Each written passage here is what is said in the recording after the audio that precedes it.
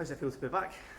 Yeah, brilliant. It really does. It feels like I've never been away almost in a sense, but no, I knew as soon as I had the sort of chat with Oxford at the sort of end of the year, start of the season, and I knew maybe it was going to be a case of going somewhere for the year. And then as soon as I got contact from the manager, it was a very easy decision for me to come back up the road. It's obviously a club that everybody knows it means a lot to me. It's a club I've always held dearly since I've left, and it's something I've always looked out for. And yeah, as soon as I got the chance to come back, I felt it was the perfect time, and I'm really looking forward to it. What was the manager's discussions with you? How quick were the discussions? Did they imagine didn't take much convincing? No, it was a case of my agent said, Kilmarnock been touched, do you want to speak to the manager? Yes.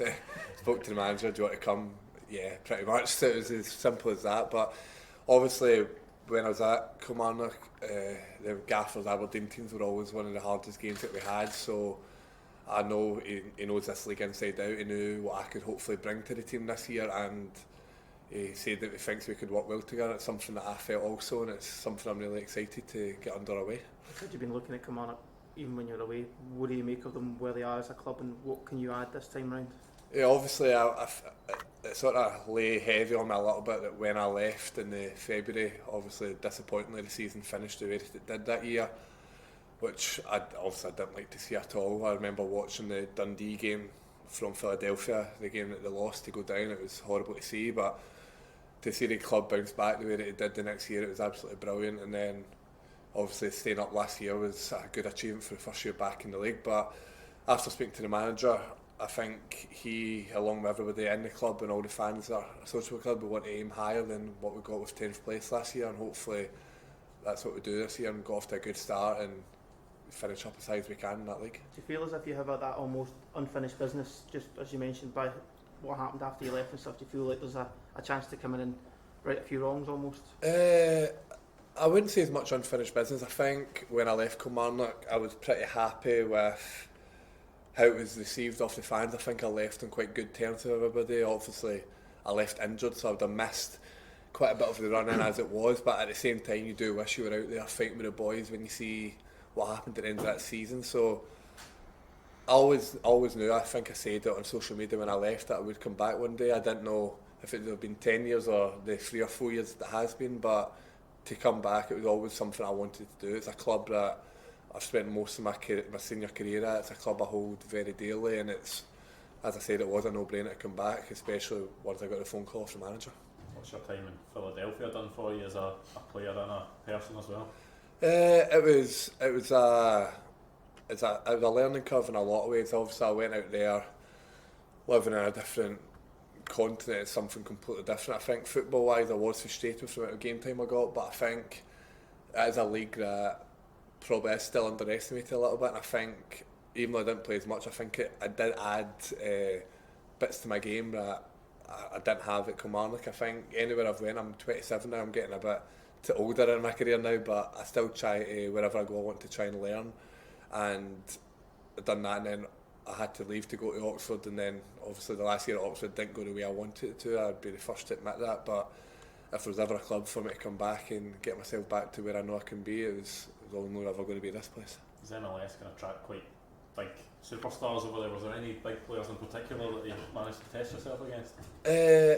I mean, there obviously is. Like, one of my last games is against Miami when you've got the likes of Higuain and stuff playing, but it's the MLS, it's doing very well to get away from that sort of stereotype. Like, for example, Philadelphia, where I was, the full team, it was majority of young, hungry South Americans, young, hungry European guys who are looking to use that to go further their career. It's not really the sort of place that people go to finish off anymore. It's an up and coming league. I think it is getting better every year, and I'll always feel lucky that I got a part. Maybe not as big a part as I'd have liked, obviously, but to get a part to play in a league like that, it's only going to go strength to strength. I think it's something that I'm definitely glad that I did when I did it. And coming up against guys like Gonzalo Higuain, that can only help you as a player, can't it? I mean, it's a good one to get the photo with, isn't it, after the game, but there's players that have played English Premier League maybe at a lower level. They also had the striker Campagna, who's on loan from Wolves, so there is top quality players that are lesser known in that league. It's our learning curve every game that I played out there.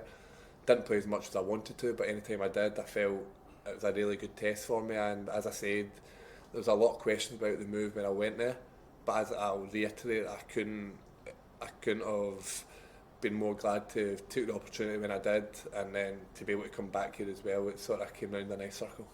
I read somewhere, Stuart, that you were handed the number 35 shirt at Oxford. Was that an indication of what was going to happen? To be fair, like, the manager at Oxford, he didn't sign me. I was signed under Carl Robertson and the old regime. The new manager came in, he knew what my strengths were, so he played me the 11 games before the end of the season. He said to me he needed me because he needed people he could trust at the back to get the job done, which was a bit of a disaster season for us at Oxford. Now, I spoke to him at the end of the season. He was pretty honest with me. He said, look, you weren't my signing. If it's something that you're looking to try and see if you can get something sorted next year, then you can go ahead with that. Obviously, there's a part of you that thinks, I'll try and fight my way back in and things, but I appreciate it. A lot of times in football you don't get that honesty, so I appreciate the manager was honest with me from the word go. I didn't have any hard feelings. He sent me a lovely message last night when I came up here, so yeah, it was good to work under him. I think he's got a fantastic manager down at Oxford. I think he'll do well, but then when the opportunity came here, I think it was just the right move for all parties, and I think everybody sort of benefited from it. Last time you were here, you got a Scotland cap. Have you still got any international aspirations?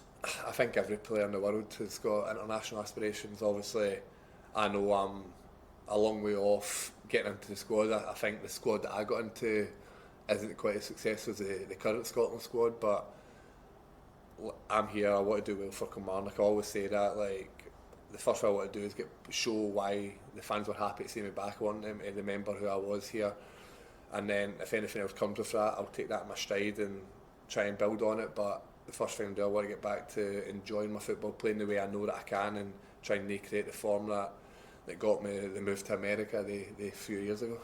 As you said, you're 27 now, kind of coming into a more mature part of your career. Do you see your future in Scotland? Have you moved back up here to think, okay, I can impress, put down roots again? I mean, you never know. Football is you should probably get my wife in to sit next to me to ask these questions, because I signed a 4-year deal at Oxford so that she could settle, and it was 1 year later. Now I'm moving a 6-month pregnant wife up to Scotland again. But that football's a funny game. It works in mysterious ways. But again, when it came to a loan offer and Kilmarnock were one of the first ones to come in, I didn't really look elsewhere. It wasn't something I said I want to go back to Scotland. It was more I want to go back to Kilmarnock. It was something that I knew hopefully I could hit the ground running because I know the club so well, and you never know. I've got a year here on loan, but you never know how football's going to pan out. So I just need to try and hit the ground running, do as well as I can, and just sort of let football decide what's going to happen. And has Derek McInnes outlined the expectations or ambitions for the club for the season? Yeah, I think obviously last year, I think even though it doesn't sound like it, staying in the league was the priority last year, and I think the club done well to like cement that. I think this year we've signed some really good players so far. Like, I was quite excited about the signings that I've seen before I came here, and that obviously made my decision even easier. So I think it's very hard to put a target on. Everybody says like the top 6, whatever, that might be a good target to start off, but even when I don't want to hark back to the Steve Clark years, whatever, but we never really put targets on it. It's just every game, you try and win every game, and I think that'll be my target here.